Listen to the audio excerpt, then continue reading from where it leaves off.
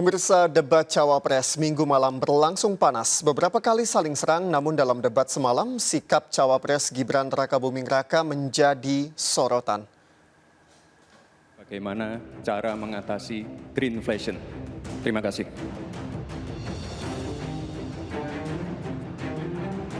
Sikap Cawapres nomor urut 2 Gibran Rakabuming Raka dalam debat Cawapres di JCC Senayan memicu perdebatan publik.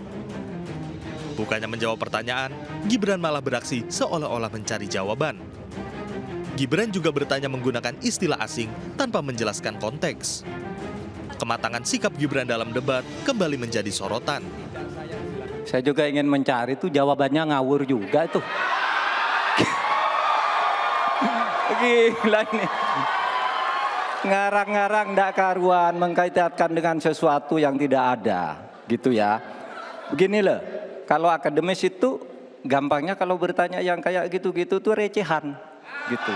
Recehan. Oleh sebab itu tidak layak dijawab menurut saya. Dan oleh sebab itu saya kembalikan saja ke moderator. Ini tidak layak dijawab pertanyaan kayak gini. Saling sindir juga terjadi di antara para cawapres. Enak banget ya Gus ya, jawabnya sambil baca catatan tadi. Kuncinya di sini adalah ekstensifikasi dan intensifikasi lahan. Kemarin, tahun lalu kita sudah bangun pabrik pupuk di Fakfak. Kuncinya untuk meningkatkan produktivitas, ya kita harus genjot kawasan industri pupuk. Yang Anda sampaikan hanya mengulang apa yang saya sampaikan. Saya ingin memperdalam lagi bahwa petani kita ini potensinya besar sekali. Jumlah petani kita masih sangat besar. Potensi tanah kita subur masih banyak lagi. Di sisi yang lain, kita juga memiliki apa yang disebut kebutuhan pangan kita, juga pasar yang luar biasa. Nah, saya catat sedikit. Yang penting ini bukan catatan Mahkamah Konstitusi. Hadirin sekalian yang saya muliakan, sebetulnya diawali dari paradigma. Paradigma pembangunan kita itu apa?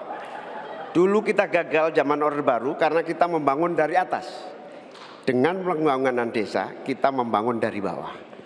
Tumbuhkan titik pertumbuhan ekonomi baru. Itu tadi kan udah saya jawab Gus. Mungkin Gus Muhaimin juga tidak paham dengan pertanyaan yang diberikan ke saya. Mungkin itu kan dapat contekan itu dari Pak Tom Lembong mungkin ya. Terima kasih.